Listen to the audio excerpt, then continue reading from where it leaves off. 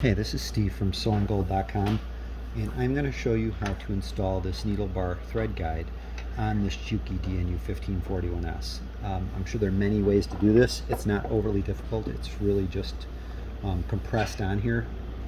You're not actually screwing it on. The actual set screw is going to go into the hole on the side here on the needle bar, but it has nothing to do with keeping the actual thread guide on.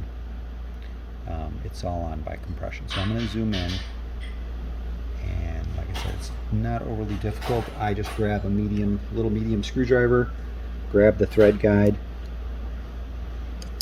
and really I'm just pushing it on. So just like that, I've pushed it on, and now I'm going to center it.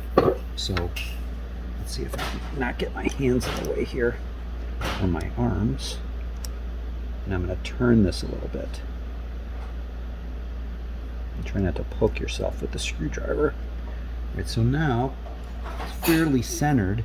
You just have to make sure the hole on the side here lines up. So you might have to move it up a little bit. You could just give it a little push like that, and it could come down also.